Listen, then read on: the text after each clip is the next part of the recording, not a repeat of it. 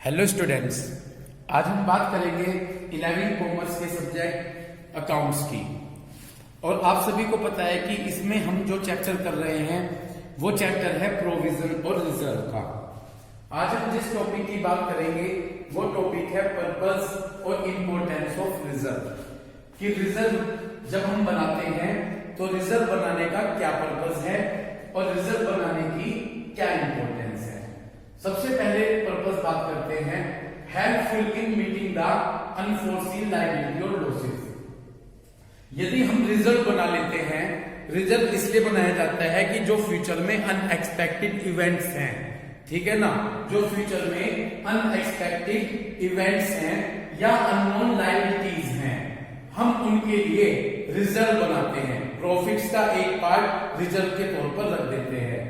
तो उन unforeseen liabilities और लॉसेस को कवर करने के लिए रिजर्व का यूज किया जाता है। तो रिजर्व हमारी हेल्प करता है उन अनफोर्सीन लायबिलिटीज और लॉसेस को कवर करने के लिए।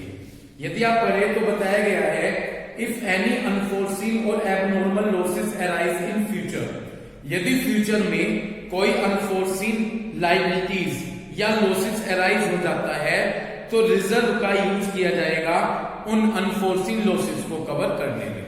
तो आप समझे रिजर्व की इंपॉर्टेंस, समझे कि रिजर्व यदि हम बना लेते हैं तो उससे जो हमें अनफोर्सीन लायबिलिटीज या लॉस हो जाता है तो रिजर्व का यूज उन अनफोर्सीन लायबिलिटीज और लॉसेस को कवर करने के लिए किया जाता है। तो इस तरह से आप रिजर्व की इंपॉर्टेंस क्लियर हुई। तो रिजर्व की फर्स्ट इंपॉर्टेंस है कि जब कंपनी रिजर्व बना लेती है तो रिजर्व का यूज किया जाएगा उन अनफोर्सीन लायबिलिटीज और लॉसेस को कवर करने के लिए, ठीक है ना। तो रिजर्व बनाकर हमें क्या हेल्प मिलती है कि रिजर्व का यूज हम कर लेते हैं अनफोर्सीन लायबिलिटीज और लॉसेस को कवर करने के लिए। तो यदि हमें कंपनी को अनफोर्सीन लॉसेस या लायबिलिटीज हो जाती है तो रिजर्व का यूज उन अनफोर्सीन लायबिलिटीज और लॉसेस को कवर करने के लिए कर लिया जाएगा। तो किसका यूज किया जाएगा? रिजर्व का। रिजर्व क्या होता है? प्रॉफिट का एक पार्ट अलग निकाल कर रख दिया अनफोर्सीन लॉसेस के लिए। तो रिजर्व की इंपॉर्टेंस यही है कि यदि हमें कभी अनफोर्सीन लायबिलिटीज और लॉसेस हो जाते हैं तो रिजर्व का यूज उन अनफोर्सीन लायबिलिटीज और लॉस को कवर करने के लिए कर लिया जाएगा। Second, helpful in strengthening the financial position of the business. देखिएगा, मैं आपको बताऊं, रिजर्व बनाना कोई लीगल नेसेसिटी नहीं है। लॉ ये नहीं कहता, जो लॉ है हमारा कानून है वो ये नहीं कहता कि रिजर्व बनाना कंपलसरी है।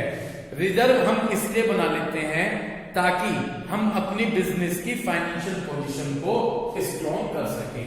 तो रिजर्व की यही इंपॉर्टेंस है कि जब कंपनी रिजर्व बनाती है तो रिजर्व बनाने का मेन पर्पस ये होता है ताकि हम अपने बिजनेस की फाइनेंशियल पोजीशन को स्ट्रॉन्ग करें। तो यदि कंपनी रिजर्व बनाती है तो ये लीगल नेसेसिटी नहीं है।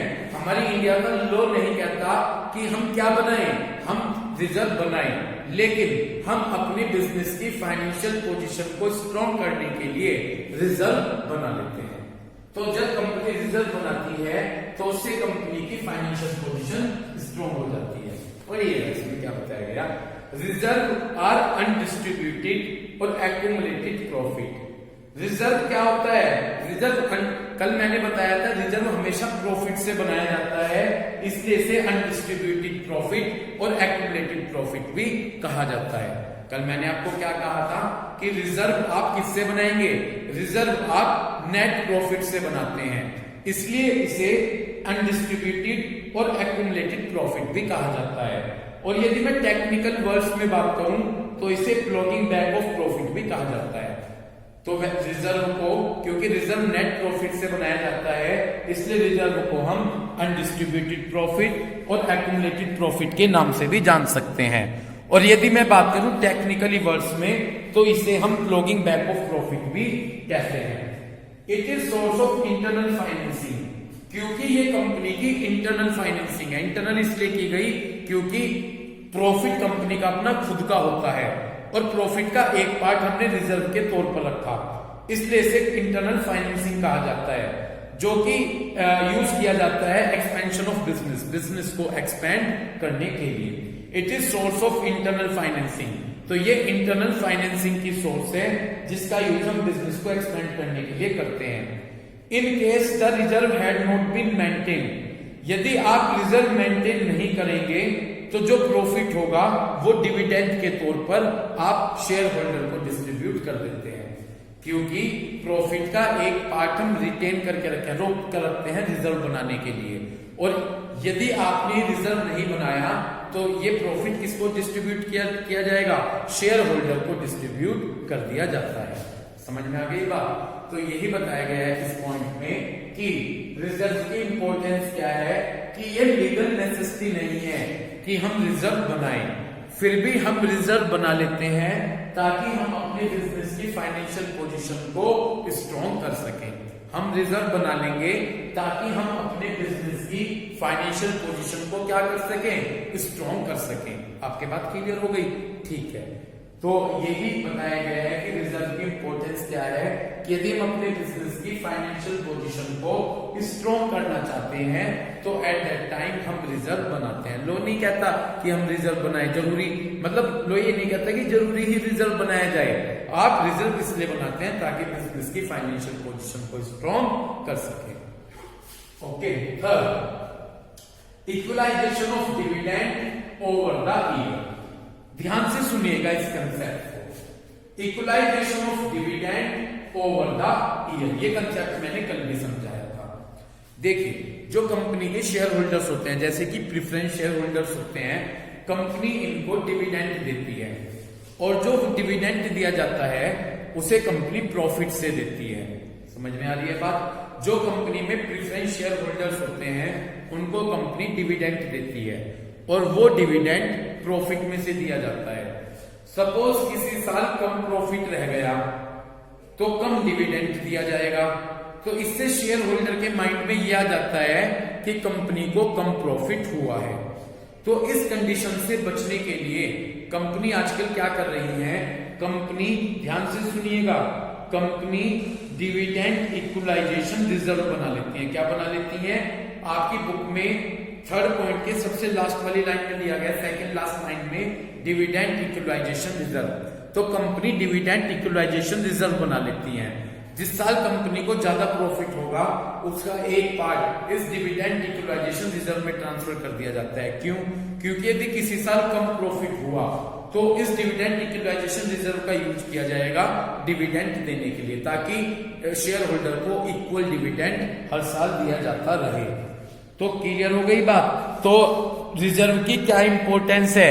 रिजर्व की इंपॉर्टेंस ये है कि यदि हम अपने डिविडेंड को इक्वल बनाना चाहते हैं तो रिजर्व की हेल्प से हम डिविडेंड को इक्वल डिस्ट्रीब्यूट कर सकते हैं। क्लियर है? अब अपनी बुक से पढ़िएगा, गुडविल ऑफ ए कंपनी। एक कंपनी की गुडविल, गुडविल को रेपुटेशन बोलते हैं। एक कंपनी की गुडविल डिपेंड करती है maintaining a uniform rate of dividend. Uniform का मतलब फिक्स। तो एक कंपनी की गुडविल मेंटेन करती है, डिपेंड करती है कि यदि कंपनी फिक्स रेट से डिविडेंड दे ईयर टू ईयर, हर साल। क्लियर है? तो किसी कंपनी की goodwill, goodwill means reputation, depend करती है कि यदि कंपनी एक फिक्स रेट से डिविडेंड दे ईयर बाय ईयर, ठीक है ना, and also to increase the dividend, और कोशिश करे कि उनका डिविडेंड इंक्रीज हो, कम ना हो, क्या हो, डिविडेंड इंक्रीज हो। Reserve help the directors. अब रिजर्व क्या करेगा?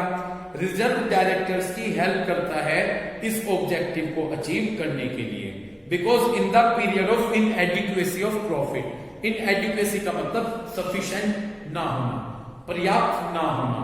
तो यदि किसी साल कंपनी का प्रॉफिट इनएडिक्वेट है, सफिशिएंट नहीं है, तो the amount can be withdrawn from reserve. तो अमाउंट किससे निकाल ली जाती है? रिजर्व से। समटाइम इस रिजर्व को हम डिविडेंड इक्वलाइजेशन रिजर्व कहते हैं। मैंने आपको यही बताया था ना, मैंने इसमें आपको यही बताया था equalization of dividend over the year, कि जो शेयर होल्डर होते हैं कंपनी उनको डिविडेंड देती है और वो डिविडेंड प्रॉफिट में से दिया जाता है। ओके।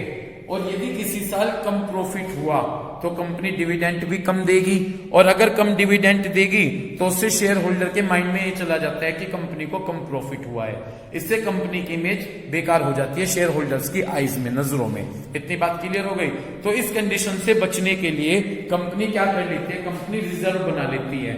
उस रिजर्व का नाम दिया गया डिविडेंड इक्वलाइजेशन रिजर्व। और क्या करेगी, जिस साल कंपनी को ज्यादा प्रॉफिट होगा उस प्रॉफिट का एक पार्ट इस डिविडेंड इक्वलाइजेशन रिजर्व में ट्रांसफर कर दिया जाएगा, इसमें ट्रांसफर कर दिया जाएगा, इस डिविडेंड इक्वलाइजेशन रिजर्व में कर दिया जाएगा। ठीक है, क्लियर है। जिस साल ज्यादा प्रॉफिट होगा उसका एक पार्ट इस डिविडेंड इक्वलाइजेशन रिजर्व में ट्रांसफर कर दिया जाता है। और जब कम प्रॉफिट होगा, तो जब कंपनी डिविडेंड कम प्रॉफिट हुआ तो डिविडेंड देने जा रही है, तो इस डिविडेंड इक्वलाइजेशन रिजर्व में से अमाउंट्स विथड्रॉ कर ली जाएगी, निकाल ली जाएगी, और उसका यूज किया जाएगा डिविडेंड देने के लिए, ताकि हर साल इक्वल डिविडेंड दिया जा सके। और इससे कंपनी की रेपुटेशन भी, गुडविल भी बनी रहती है। समझ गए होंगे आप ये कंसेप्ट डिविडेंड इक्वलाइजेशन रिजर्व का। तो रिजर्व की क्या इंपॉर्टेंस है कि यदि आपने रिजर्व बनाया है तो इससे आप year by year equal dividend देते रहते हैं। Next, to provide funds for meeting a specific liabilities. बहुत ध्यान से सुनिएगा। To provide fund, provide fund का मतलब पैसा प्रोवाइड किया जाएगा for meeting a specific liabilities, एक लायबिलिटीज का पेमेंट करने के लिए। ओके, तो to provide fund for meeting a specific liability, एक स्पेसिफिक लायबिलिटी का पेमेंट करने के लिए फंड्स प्रोवाइड किया जाएगा।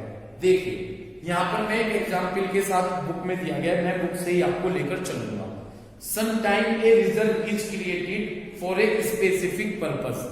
कभी एक रिजर्व बनाया जाएगा, कभी कभी एक रिजर्व बनाया जाएगा एक स्पेसिफिक लायबिलिटी के लिए, और उस रिजर्व का यूज उस स्पेसिफिक लायबिलिटी के लिए ही किया जाएगा।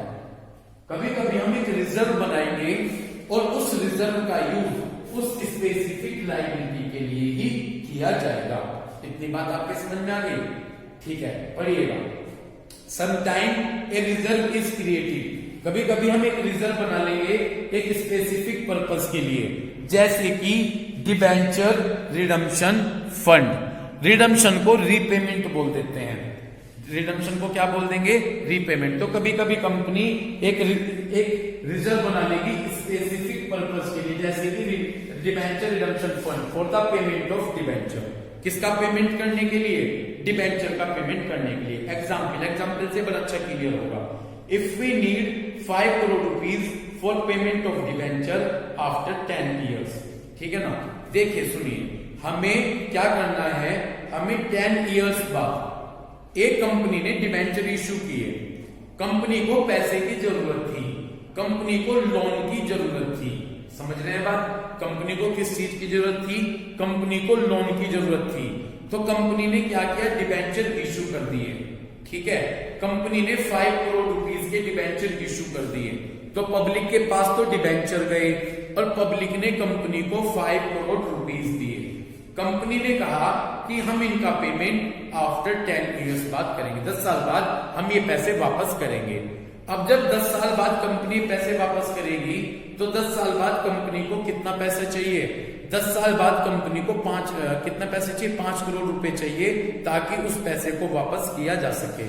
अब फ्यूचर अनसर्टेन होता है, हो सकता है उस समय आपके पास, कंपनी के पास 5 करोड़ रुपए ना हो, तो कंपनी क्या करेगी, हर साल एक फिक्स अमाउंट को एक अकाउंट रिजर्व ओपन करेगी। उस रिजर्व का नाम हमने क्या दिया, डिबेंचर रिडम्पशन रिजर्व। तो हर साल एक फिक्स अमाउंट इस रिजर्व में ट्रांसफर करती रहेगी। हमने रिजर्व का क्या नाम दिया, डिबेंचर रिडम्पशन रिजर्व। तो कंपनी हर साल एक फिक्स अमाउंट इस डिबेंचर रिडम्पशन रिजर्व में ट्रांसफर करती रहेगी। ठीक है, और जब फिक्स अमाउंट ट्रांसफर करेगी तो 10 साल बाद कंपनी के पास उस रिजर्व में 5 करोड़ रुपीस इकट्ठे हो जाएंगे, जिससे वो उन डिबेंचर होल्डर्स को पैसे वापस कर सकती है। तो आपने एक स्पेसिफिक पर्पस के लिए रिजर्व बनाया था, वो क्या था स्पेसिफिक पर्पस, डिबेंचर्स का पैसा, डिबेंचर होल्डर्स का पैसा वापस करना। तो उस रिजर्व का यूज केवल आप उस स्पेसिफिक पर्पस के लिए ही करेंगे। समझ गए? तो इन्होंने यही बताया टू प्रोवाइड फंड। रिजर्व की इंपॉर्टेंस क्या है कि वो पैसा प्रोवाइड करती है ताकि स्पेसिफिक लायबिलिटीज का पेमेंट किया जा सके। समझ गए? कभी कभी कंपनी एक रिजर्व बनाएगी और उस रिजर्व का यूज जिस चीज के लिए बनाया गया है, जिस चीज के लिए वो रिजर्व बनाया गया है, उसी के लिए उस पैसे का यूज किया जाएगा।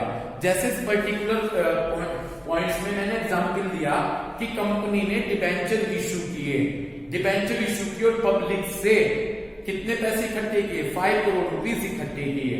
कंपनी ने कहा कि हम ये पैसा आफ्टर 10 ईयर्स बाद रिटर्न करेंगे। फ्यूचर अनसर्टेन होता है तो कंपनी ने क्या किया, एक रिजर्व बना लिया, डिबेंचर रिडम्पशन रिजर्व, ठीक है। और उस रिजर्व में एक फिक्स अमाउंट हर साल ट्रांसफर करते रहे ताकि आफ्टर 10 ईयर्स बाद आपके पास उस अकाउंट रिजर्व में 5 करोड़ रुपीस इकट्ठा हो जाएगा और आप उन डिबेंचर होल्डर्स को पेमेंट कर देंगे। तो उस पैसे का यूज केवल किसके लिए किया जाएगा, डिबेंचर होल्डर्स के पैसे को वापस करने के लिए ही किया जाएगा। तो जब आप रिजर्व बना रहे हैं किसी स्पेसिफिक लायबिलिटी के लिए और तो आप उसका यूज केवल उस स्पेसिफिक लायबिलिटीज के पेमेंट को करने के लिए ही करेंगे। तो ये रिजर्व की इंपॉर्टेंस है। इतनी बात आपकी क्लियर हो गई? तो इस तरह से हमने रिजर्व की 4 इंपॉर्टेंस को स्टडी किया। तो लास्ट वाली क्लियर हुआ पॉइंट? लास्ट वाले केस में मैंने आपको क्या बताया कि जिस स्पेसिफिक पर्पस के लिए रिजर्व बनाया गया है उस पैसे का यूज उस स्पेसिफिक पर्पस के लिए ही किया जाएगा। हमने किस पर्पस के लिए रिजर्व बनाया है एग्जाम्पल में? डिबेंचर रिडम्पशन रिजर्व के लिए।